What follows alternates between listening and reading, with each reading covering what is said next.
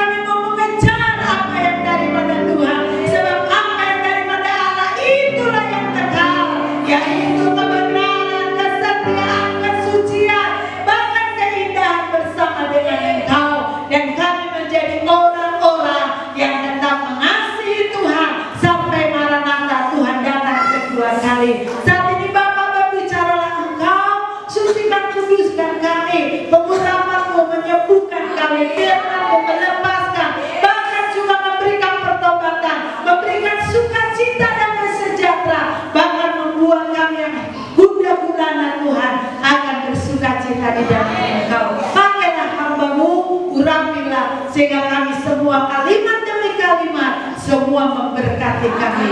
Dalam nama Yesus kami sambut firman Tuhan. Haleluya, kita sama katakan amin. Shalom Bapak Ibu. Shalom. Saudara-saudaraku, shalom. Shalom. Saya percaya saudara ada sukacita. Amin. Ada berkat. Amin. Ya, sepanjang minggu ini diberkati dengan kesehatan. Mungkin ada yang sakit berapa hari yang lalu, tapi kalau saudara hari ini sudah sehat, semua patut disyukuri. Dan masih ada yang sakit di rumah juga, biarlah kita tetap berdoa, karena Tuhan itu juga sayang kepada mereka, karena Tuhan juga rindu menyembuhkan. Bapak Ibu Saudara, hari ini kita akan belajar tentang mendengar. Ya, apa yang mau kita dengar? Karena kita dikasih telinga dua, ya, kiri dan kanan. Berarti harus lebih banyak mendengar. Karena mulut dikasih berapa? Satu. Nah, berarti kalau dikasih dua, yang harus lebih banyak bekerja yang mana? Mendengar. Kalau dikasih satu, nggak usah banyak-banyak berbicara. Ya, apalagi sampai berbicara yang tidak baik. Jadi lebih enak banyak mendengar. Tapi apa yang mau kita dengar? Kita perdengarkan hari ini Tuhan mau berbicara kepada kita. Bilang kiri kanan, Tuhan mau bicara buatmu juga. Ya, karena ini buat setiap saudara yang ada, siapapun saudara, Tuhan mau berbicara. Nah, apa yang mau kita dengar? Kita mau belajar tentang mendengar suara Tuhan. Kalau bilang mendengar suara Tuhan, mungkin di antara saudara tanya, apa kita ini bisa mendengar suara Tuhan? Ya, saudara, orang di sana aja bisa dengar suara hantu, nggak kelihatan. Apalagi suara Tuhan, pasti bisa didengar. Ya, dari awalnya dalam perjanjian lama Alkitab kita, hanya orang tertentu saja yang dipilih dapat mendengar suara Tuhan. Walaupun pada mulanya tidak begitu. Tuhan maunya semua ciptaannya, terlebih ciptaannya yang mulia, manusia itu mendengar, ngobrol-ngobrol, ya, bercakap-cakap kepada Tuhan seperti kita ini dengan sesama kita ngobrol. Ingat, Tuhan itu menciptakan manusia, dan manusia itu punya waktu, punya kesempatan setiap hari untuk ngobrol dengan Tuhan.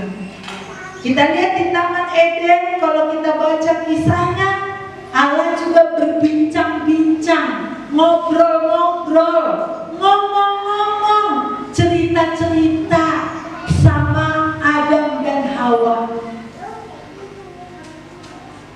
Tetapi dosa, karena Adam tergoda dan Hawa tergoda oleh godaan simbolis, maka hubungan manusia terputus kepada Tuhan. Dan cerita selanjutnya perjalanan di dunia ini, Adam dan Hawa diusir dari Taman Eden. Semakin lagi tidak lagi dapat mendengar Tuhan sebagaimana semestinya. Dan terus waktu berjalan, hari berganti hari, manusia tidak lagi ada di Taman Eden itu. Tetapi Tuhan pun selalu rindu berbicara kepada manusia. Dan berkali-kali Allah ingin tinggal di tengah-tengah umat manusia.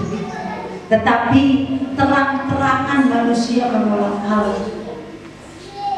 Pada awalnya Tuhanlah yang menjadi pemimpin bagi dunia. Katakan pemimpin bagi dunia. Pemimpin bagi dunia. Tetapi bangsa yang dipilihnya sendiri pun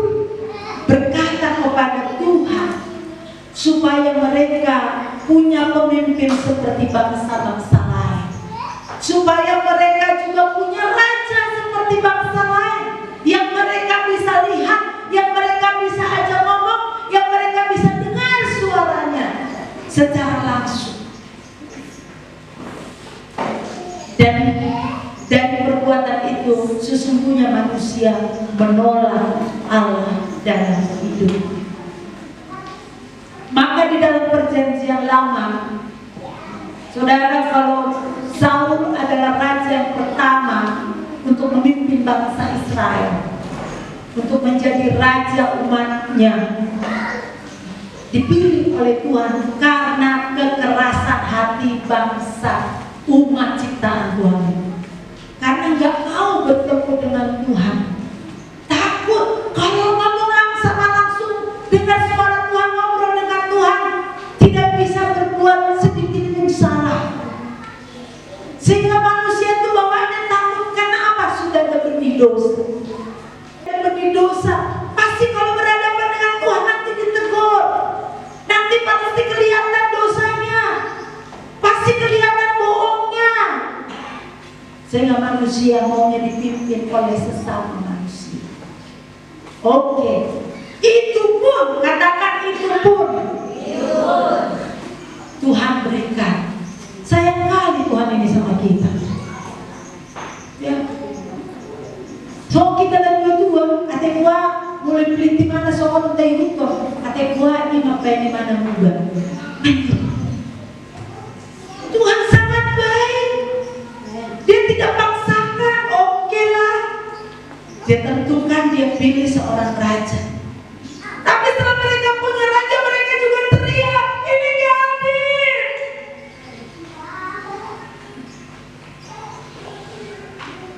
Dan raja itu juga semena-mena. Saudara, selanjutnya manusia menolak kembali bertemu dengan Tuhan dan hanya mau lewat seseorang saja. Maka kalau kita lihat Alkitab kita, ada hakim-hakim, ya kan, ada raja-raja. Akhirnya manusia dipimpin oleh para imam pada saat perjanjian lama di Alkitab kita. Jadi apa-apa ngomong sama imam, sampai Tuhan perintahkan membuat tabut perjanjian. Supaya apa? Supaya mereka jangan ketemu langsung dengan Tuhan, nanti cepat-cepat mati, ya kan? Lihat waktu perjalanan bangsa Israel keluar dari Mesir, waktu bangsa ini bersungut-sungut, Allah berapa kali menghukum manusia di zaman perjalanan mereka, termasuk Datang dan Abiram, ya kan? Mereka Datang dan Abiram, mereka ditelan oleh bumi yang terbelah karena mereka mencoba menghujat Allah, mendikte imamnya, mendikte nabinya.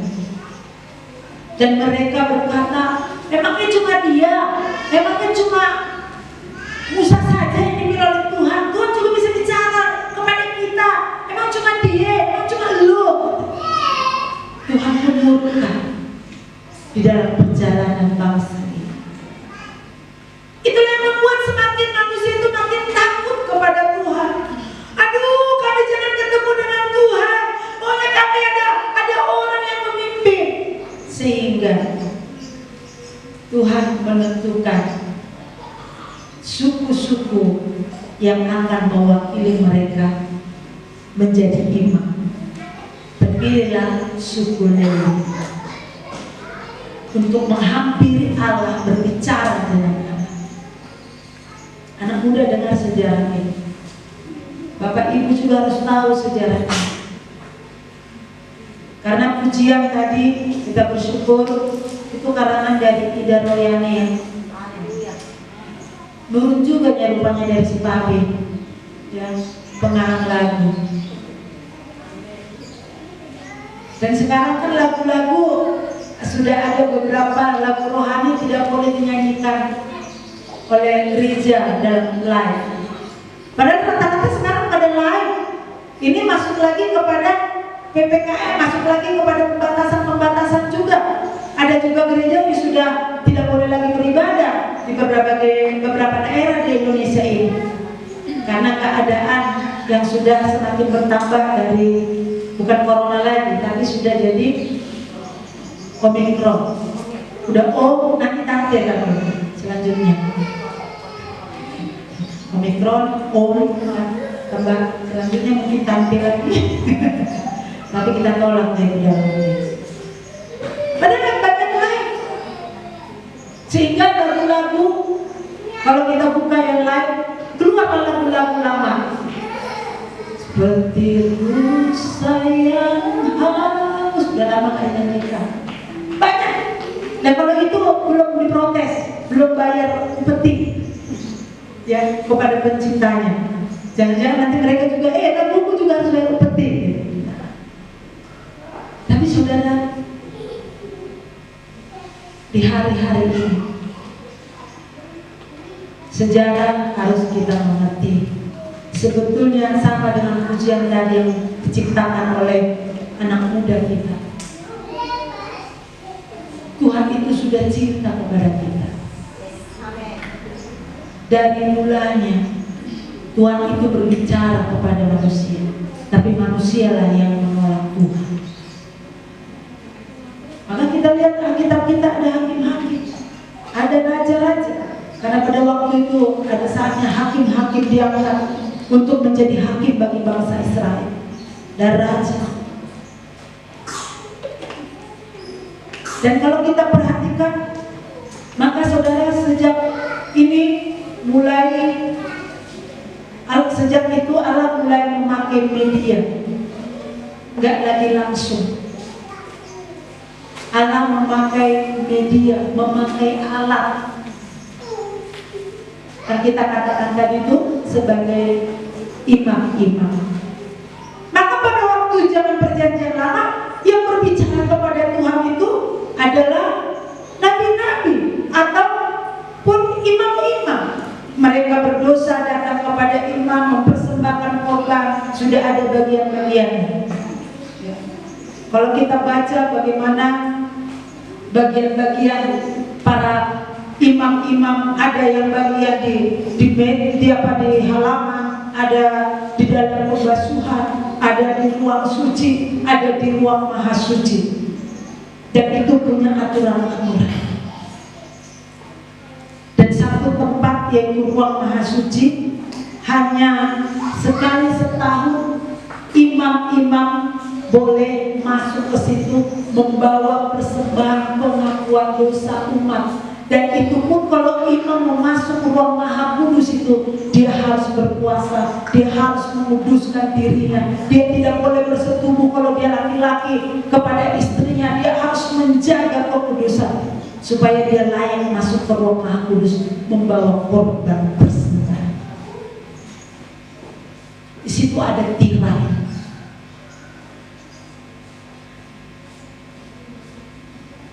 Tandanya Allah tetap bisa berbicara dan saudara bisa mendengar suara Tuhan. Ketika Yesus mati di kayu salib, yang pertama mujizat terjadi dalam kematiannya adalah tirai pemisah itu terkoyak, marimbang, terbelah dua ke kiri dan ke kanan, sehingga ruang maha kudus itu terbuka. Artinya Allah tidak pernah berhenti untuk berbicara kepada manusia. Allah selalu cari jalan bisa berbicara kepada manusia. Maka kematian Yesus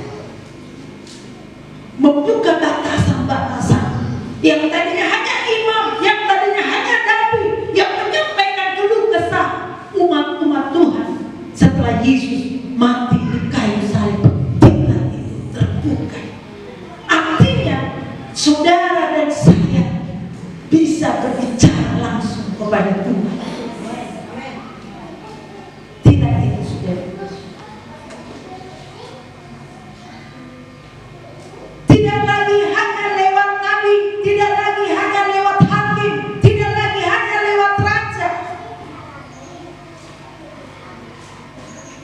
saudaraku, kita akan lihat bagaimana kelanjutan supaya saudara juga yang tanya-tanya, apakah aku juga bisa dapat mendengar suara Tuhan?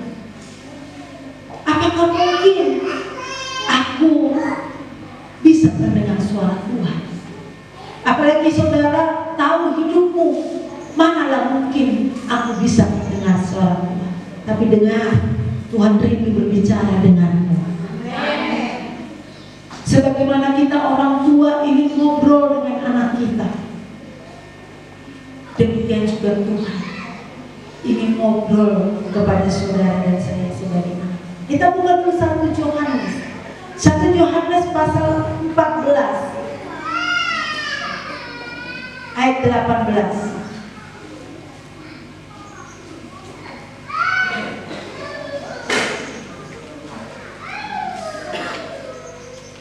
1 Yohanes, Yohanes 14, Yohanes 14 ayat 18.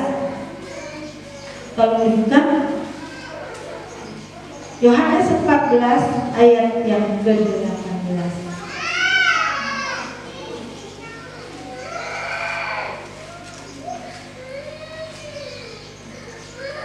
1, 2, 3 ya.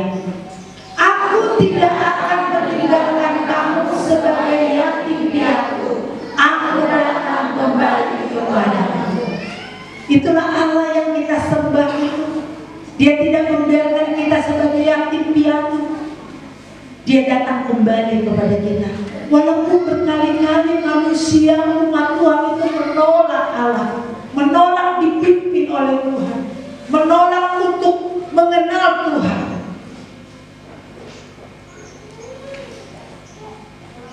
Dan kalau saudara baca, saudara catat saja, nanti baca di rumah biar cepat, karena saudara biar mengerti hari ini dan saudara bisa dengar suara Tuhan.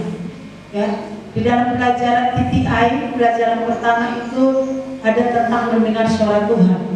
Waktu di kelas saya bimbing mereka sesuai dengan firman Tuhan yang sedang kami pelajari, bagaimana mereka belajar mendengar suara Tuhan. Lalu saya tanya, Tuhan bilang apa? Itu anak-anak remaja yang bagian kelas saya. Mereka bilang, tadi Tuhan bilang begini. Ya. Dan semua di kelas saya bilang, tadi Tuhan ngomong begini. Loh, anak remaja waktu diajak bertemu dengan Tuhan, mereka bisa ungkapkan tadi Tuhan berbicara seperti ini. Berarti ke semua orang sesungguhnya Tuhan berbicara. Dan di sini nanti saudara baca 1 Korintus 14 ayat 1 dikatakan di sana, kejarlah karunia roh. Ada kejarlah karunia roh. Karunia roh itu saudara bisa lihat nanti tentang karunia roh, ada 9 karunia roh. Itu adalah cara Tuhan berbicara kepada manusia. Lewat karunia. Katakan kejarlah. Kalau dikatakan kejar, berarti setiap orang punya kesempatan untuk mendengar suara Tuhan. Amin. Harus ada usaha dari kita bagaimana kita bisa mendengar suara Tuhan. Memang ada juga kasih karunia ketika dia baru datang. Ibarat saya ingat dulu waktu kita baru bukan pelayanan di Ajibata ini, bagaimana seorang yang sudah berapa tahun minta kami Roh Kudus 2 malam belum dapat. Tetapi ada satu orang, ya berapa orang itu 2 atau 3 orang yang justru belum pernah datang ke gereja. Begitu mereka datang 2 malam, baru malam itu mereka datang. Mereka dilawat dengan karunia bahasa roh, dapat penglihatan. Wow, luar biasa. Sampai mereka pulang, dia bilang menunggu atau siapanya tuh, kamu simpan apa di sini, kamu simpan ini di sono, kamu simpan bule-bule. Dia bisa lihat, ya lemari-lemari tiba-tiba di dalam penglihatan dia dari pintunya, dia bisa lihat semua jampi-jampi, semua mantra-mantra yang dibungkus, yang diapain, yang ada di pinggang dan lain sebagainya. Dia bisa lihat fokus pandang walaupun sedang dikunci dan ditutup lemari. Itu baru pertama datang. Saya katakan, aduh, dia baru datang. Itu pemberian Tuhan. Luar biasa. Artinya, sebetulnya mungkin dia pada waktu itu sedang sungguh-sungguh bingung mencari Tuhan, sehingga dia bisa bertemu. Bahkan sekarang saudara, kalau saudara lihat di YouTube, sekarang banyak orang bertemu langsung dengan malaikat, bertemu langsung dengan Tuhan. Kemarin hamba Tuhan bilang, apakah kami hamba Tuhan kurang bergerak ya, sehingga sampai harus malaikat yang menunjukkan dirinya, sampai harus Tuhan Yesus yang menunjukkan dirinya. Saya rasa bukan kurang bergerak, tetapi kata firman Tuhan katakan, sampai hari ini Yesus tetap bekerja, Bapa tetap bekerja. Mungkin kalau dari manusia dia nggak percaya, makanya Tuhan bertemu langsung. Ada seorang bersaksi seperti ini, saya bertobat bukan karena ada yang bersaksi, bukan karena ada yang datang memberitakan Injil, tapi saya ketemu langsung dengan Yesus. Waktu saya belajar agama saya, dia muncul. Banyak kesaksian seperti itu. Puji Tuhan, Allah juga bekerja sampai hari ini. Bagaimana Saulus juga, orang yang paling berdosa. Mungkin kalau datang, siapa namanya, salah satu dari murid-murid Tuhan Yesus, rasul-rasul datang kepada Saulus terang-terangan, mungkin mereka dipenggal kepala. Maka ada saatnya Tuhan sendiri yang menemui pribadi lepas pribadi. Maka Saulus waktu dia bawa kemenangannya yang besar itu, dia bawa cincin meterai untuk membunuh umat Tuhan, untuk membunuh hamba-hamba Tuhan. Di tengah jalan menuju Damaskus dia bertemu dengan Tuhan, bertemu dengan Yesus sendiri. Dan pertemuannya disertai dengan kebutaan beberapa hari. Dan Saulus bertobat, itulah yang menjadi Paulus. Dan saat ini sekarang terbuka banyak, bisa kita lihat setiap hari. Maka jangan cuma lihat isi Facebook yang enggak. Lihat kejadian kerohanian yang sedang terjadi sekarang. Banyak orang sedang bertobat, membuka diri datang kepada Tuhan. Ya. Dan lawatan Allah luar biasa sedang terjadi di akhir-akhir. Kejarlah karunia roh. Saudara harus mengejar. Kalau ibadah saja malas, bagaimana mau mengejar kasih karunia? Sehingga saudara waktu dengar pengumuman ada ibadah komisi wanita, jangan akan yang wanita-wanita, ibu-ibu muda juga merasa itu bukan untuk dia. Waktu diumumkan ada ibadah kaum pria, kaum bapak-bapak tidak mendengar, seakan-akan dia bukan untuk dia itu berita, tapi hanya untuk beberapa orang.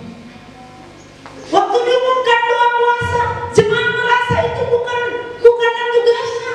Itu tugas beberapa orang yang sudah ditentukan di gereja ini yang berdoa dan berpuasa. Sehingga yang datang doa puasa adalah yang itu saja dan lagi saja itu. Yang lain merasa aku orang sibuk. Ternyata kita yang selalu datang doa puasa orang yang tidak punya pekerjaan. Semua punya pekerjaan. Yang datang doa puasa itu adalah orang-orang sibuk di dalam tugas mereka bekerja.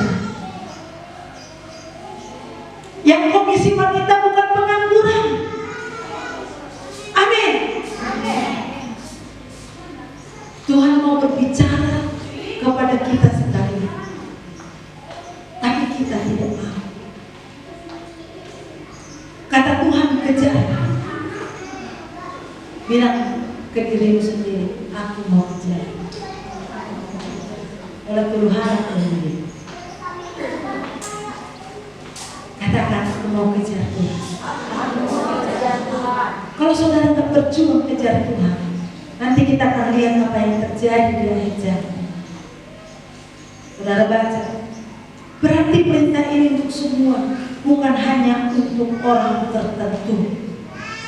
Kekristenan satu-satunya agama yang menggambarkan hubungan manusia dengan Allah seperti bapa dengan anaknya. Ada agama lain yang bilang bapa kepada Allah? Gak ada. Hanya orang Kristenlah yang menerima pengajaran karena memang dia adalah Allah yang benar. Dialah Tuhan yang benar, sehingga dia mengajar kita menyebut dia Bapa. Sampai diajarkan doa kita adalah doa Bapa kami. Luar biasa. Maka dikatakan dia tidak biarkan kita, Yohanes 14 itu, dia tidak biarkan kita sebagai yatim piatu, karena dia berkata dia adalah Bapa kita yang setiap saat bisa berbicara kepadanya. Saya nggak tahu bapak-bapak di Genesia Wastu mudah nggak diajak bicara sama anak-anaknya?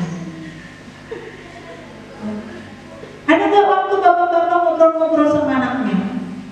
Atau asal ada yang kayak gini boleh pak ada lihat kok 10.000 saya